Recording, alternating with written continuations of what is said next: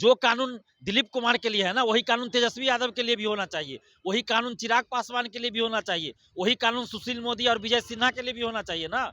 कि जो लोग आज बीजेपी वाले कर रहे हैं ना, तो बीजेपी वाले अभी विपक्ष में है तो इस शराबबंदी पे ज्ञान बांट रहे हैं। जब आरजेडी विपक्ष में थी तो वो भी शराबबंदी पे इसी तरह ज्ञान बांटती थी।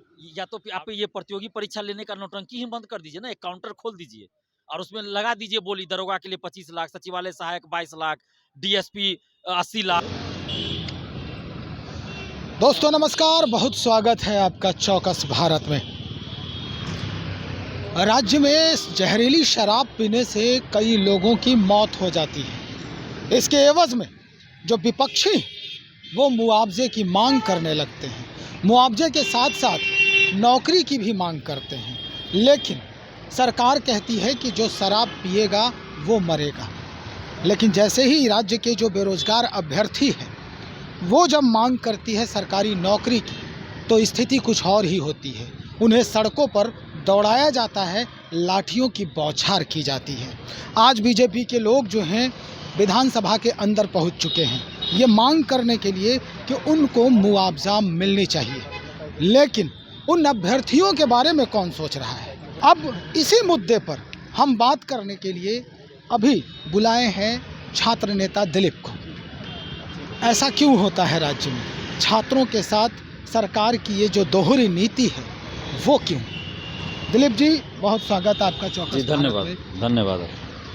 स्थिति जो है अभी आप देख रहे हैं, जहरीली शराब से लोगों की मौत होती है, विपक्ष मुआवजा मांगने लगती है, सरकारी नौकरी की मांग करती है।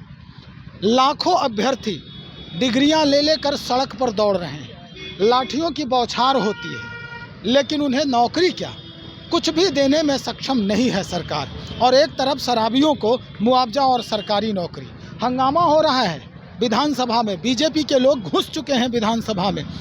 आप कहाँ हैं, कहाँ अपने आप को देख रहे हैं आप, और उन छात्रों को कहाँ देख रहे हैं? देखिए, ये तो बड़े क्या कहा जाए, मतलब वो बोलने में तो अच्छा नहीं लग रहा है। जो शब्द हम बोलना चाह रहे थे नहीं ही बोलेंगे, लेकिन पता नहीं बिहार के नेताओं को क्या हो गया, ये दिखावापन इसको कह सकते हैं। जो लोग आज बीजेपी वाले कर रहे हैं ना, तो बीजेपी वाले अभी विपक्ष में है तो इस शराबबंदी पे ज्ञान बांट रहे हैं। जब आरजेडी विपक्ष में थी तो वो भी शराबबंदी पे इसी तरह ज्ञान बांटती थी। अब बीजेपी जब सत्ता में थी तो वही चीज़ बीजेपी बोलती थी जो आरजेडी बोल रही है सत्ता में रहने पे। तो ये चोर चोर मौसेरे भाई वाली बात है।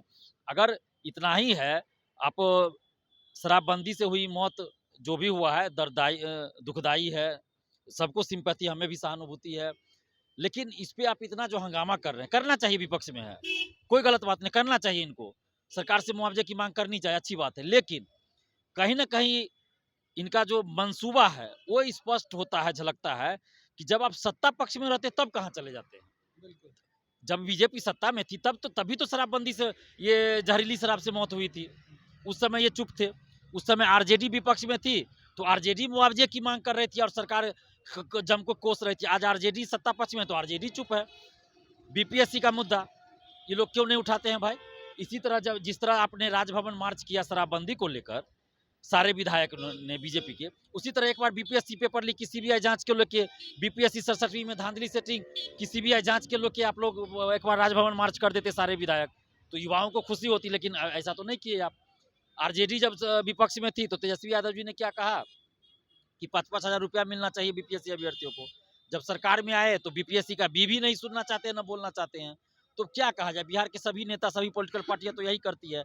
और आज जब बीजेपी के विधायक विधानसभा के अंदर घुस के हंगामा कर रहे हैं तो इनके लिए कोई मतलब नियम कानून नहीं है। आज जिला प्रशासन पटना का कहाँ चला गया, कहाँ चले गए वो मजिस्ट्रेट साहब, कहाँ चले गए? लेकिन जब हम लोग शांतिपूर्वक आंदोलन करते हैं तो हम लोग को लाठी मार के भगाया जाता है। एक अभ्यर्थी को कान पे लगा था, एडीएम साहब, शिक्षक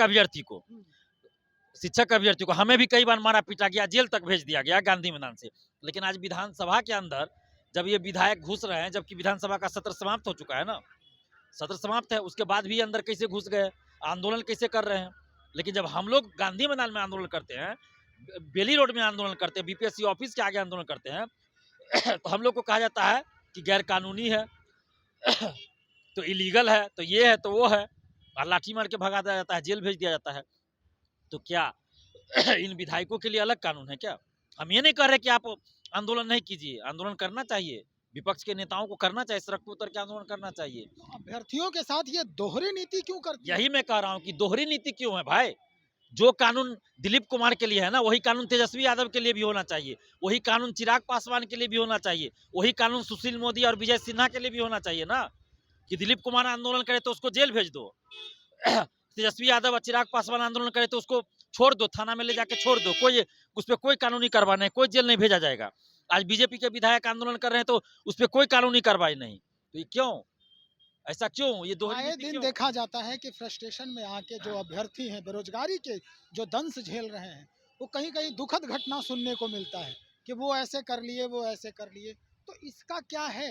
क्या अब सरकार क्या करेगी इसके लिए? आप देखिए, क्या करेंगे? सरकार असंवेदनशील बनी हुई है, और जो आज नौकरी की बात कर रहे हैं, लेकिन 1778 अभ्यर्थी, आप देख लीजिए बीएसएससी वाले अभी तक भटक रहे हैं। वो लोग 8 साल से बहाली में लगे हुए थे और सीट खाली है। उसके बाद में काउंसलिंग कराने के बाद इन लोगों को बाहर कर दिया और सीट खाली है। ये ताजुब, ये दुनिया में पहला ऐसा हो रहा होगा कि सीट खाली है और 8 साल से कोई वैकेंसी में लगा हुआ है अभ्यर्थी, उसको बाहर आप किए हुए हैं, और नौकरी में धांधली सेटिंग हो रही है, पैसा पर भी चल रहा है। तो फिर युवाओं के साथ तो अन्याय हो रहा है। या तो आप ये प्रतियोगी परीक्षा लेने का नौटंकी ही बंद कर दीजिए ना, एक काउंटर खोल दीजिए और उसमें लगा दीजिए बोली, दरोगा के लिए 25 लाख, सचिवालय सहायक 22 लाख, डीएसपी 80 लाख, ऐसे लगा दीजिए। सबसे अच्छा रहेगा, पैसा जमा करेगा, लोग नियुक्ति पत्र मिल जाएगा, इतना समय भी नहीं लगेगा, सरकार को भी आसानी हो जाएगा, आराम से पैसा मिल जाएगा। क्या जरूरत है इतना दिखावा करने का भाई? कठपुतली बन गई है आयोग। आयोग तो कठपुतली है ही, आयोग तो मोहरा है, उसके ऊपर तो बंदूक रख के चलाया जा रहा है ना। और जो लोग आज कर रहे हैं, तेजस्वी यादव जी जब विपक्ष में थे तो यही सुनीत कुमार को हटाने की बात कर रहे थे, हम लोग के आंदोलन का समर्थन कर रहे थे। आज क्यों नहीं सुनीत कुमार को हटाया जा रहा है? बीपीएसएससी के चेयरमैन है और उसी से फिर दरोगा बहाली आप निकालिएगा, वही चेयरमैन रहेंगे, कैसे बहाली सही से होगा भाई? 25 लाख वाला बात चलेगा फिर उसमें। सचिवालय सहायक में कोई पारदर्शिता नहीं है, क्या आपत्ति है आपको पारदर्शिता लाने में? अगर आप ईमानदारी से बहाली कर रहे हैं तो आप पारदर्शिता लाइए। बीजेपी भी सरकार में थी तो भी पारदर्शिता नहीं थी, आज आरजेडी सरकार में तो भी पारदर्शिता नहीं है। तो युवा जो है, बिहार के छात्र छात्राएं तो ठगे ही जा रहे हैं, चाहे सरकार में कोई आ जाए, युवाओं को न्याय कहाँ मिल रहा है? चलिए, जानकारी के लिए बहुत शुक्रिया। तो हमारे साथ दिलीप जी जुड़े हुए थे और बता रहे थे कि जो भी विधानसभा को घेरने पहुंचे हैं बीजेपी के जो बड़े बड़े कद्दावर नेता हैं, बीजेपी में मंत्री रह चुके हैं, सरकार में जब थे वो पहुंचे हैं। आज वही बात, वही दर्द जो है दिलीप जी झलका रहे थे कि मेरे साथ जब हम लोग आंदोलन करते हैं तो स्थिति कुछ और होती है, और ये लोग विधानसभा के अंदर घुस गए हैं, इन लोगों के लिए कानून दूसरा क्यों है, इन पर लाठियां क्यों नहीं चल रही है? बस स्पष्ट है, सत्ता और जो काबिज होते हैं सत्ता पर, जो सरकार को हमेशा कठपुतली की तरह नचाते नजर आते हैं जो व्यक्ति, वही सर्वोपरि होता है। बाकी आम जनता सड़क पर लाठी खाए, बेरोजगारी से मरता फिरे, कोई फर्क नहीं पड़ जाता है। और भी बातें होंगी हमारे और आपके बीच, बने रहे हमारे साथ। बहुत शुक्रिया।